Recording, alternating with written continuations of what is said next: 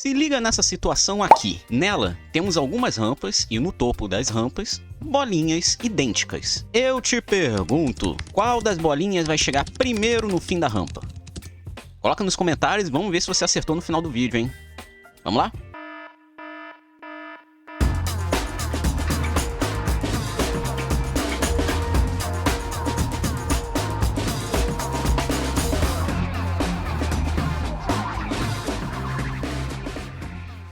Para começarmos a resolver esse problema que eu abordei, né?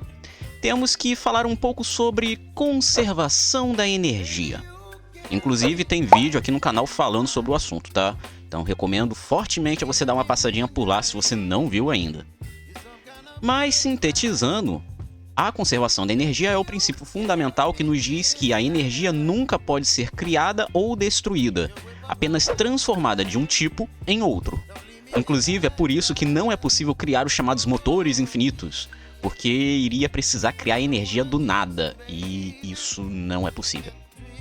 Mas, voltando ao assunto, para entender qual bolinha chega primeiro, a gente deve lembrar que a única força que está atuando sobre o sistema, nesse caso, é a força peso, ou seja, a força exercida pela atração gravitacional.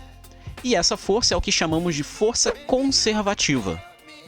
Mas o que é uma força conservativa? Bem, uma força conservativa é uma força que, quando exercida de um ponto A até um ponto B, terá um trabalho associado, mas que quando você faz o caminho contrário, indo do ponto B até o ponto A, seguindo outra trajetória qualquer, o trabalho terá o mesmo valor, ou seja, somente dependendo dos pontos inicial e final, a força vai ser exatamente a mesma. Por ser uma força conservativa, o problema das rampinhas acaba ganhando uma nova luz. Como a força-peso é uma força conservativa, isso quer dizer que todos estes casos, a energia potencial que será convertida em energia cinética, pelo princípio da conservação de energia, será a mesma. O que quer dizer que as condições para todas as curvas são iguais. Entretanto, existe um porém nessa história toda. Apesar de possuírem as mesmas características, quando falamos de conversão de energia, temos que levar em conta a rapidez com a qual essa conversão acontece. Dependendo de quanto tempo leva para que toda a energia potencial gravitacional se transforme em energia cinética, o tempo para chegar até o ponto final será diferente para cada caso.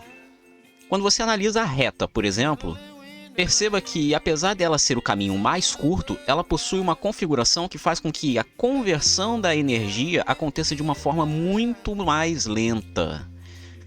Para você saber qual é a curva que tem o menor tempo, você deve calcular justamente quem é a responsável por fazer a transformação mais rapidamente. Mas não vamos calcular aqui, tá? Porque isso requer uma matemática um pouco mais avançada. Inclusive, esse problema ele foi formulado no século XVII por Johann Bernoulli, mas só foi atacado posteriormente por 5 matemáticos: o próprio Johann, o seu tio Jacob, L'Hopital, Leibniz e Newton. É só fera, né? Ao se resolver esse problema, alguns cálculos um tanto avançados foram realizados. Hoje, nós sabemos que foi utilizado o que nós chamamos como cálculo variacional. E descobriu-se que a curva que melhor descreve uma conversão de energia mais eficiente era o cicloide. Para quem não sabe o que é cicloide, é a curva gerada pelo deslocamento de um ponto em uma roda que gira em torno do próprio eixo, transladado entre dois pontos. Essa é a curva que você encontra tentando minimizar ao máximo o tempo, e é o que chamamos de Bach-Stokhrona. É o quê?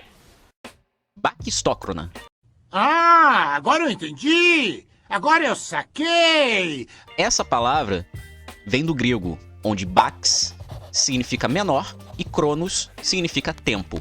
Então, a curva Bach-Stokhrona significa uma curva de menor tempo. Legal, né?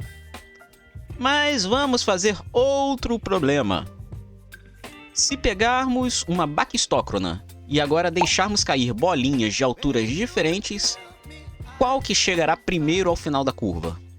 5 segundos.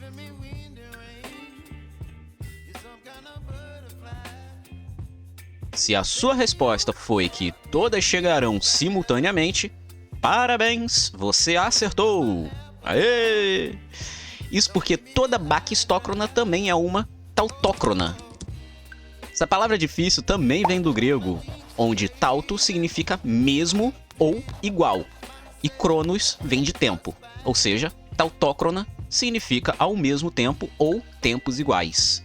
Isso acontece por conta justamente da conservação da energia. Ocorre que quando consideramos as energias individuais, de fato, existe uma variação delas. Mas quando consideramos a energia mecânica do sistema, notamos que em cada ponto da trajetória essa energia é a mesma, ou seja, a soma das energias potencial e cinética naquele ponto é sempre a mesma. Isso acaba por ser um ponto importante para justificar matematicamente a tautocronicidade da curva. Maneiro, né? Ou seja, toda baquistócrona é uma tautócrona. É um ótimo trava-língua, né? Pois bem, esse foi o vídeo de hoje. E aí, acertou qual era a curva? Espero que tenha gostado, lembra de deixar o like e se inscreva se não for inscrito, ativa o sininho para não perder nada. Também temos um Discord que avisa tudo que rola por aqui e tem um cantinho especial para você conversar sobre problemas de física. O link vai estar aqui na descrição. Tamo junto e até!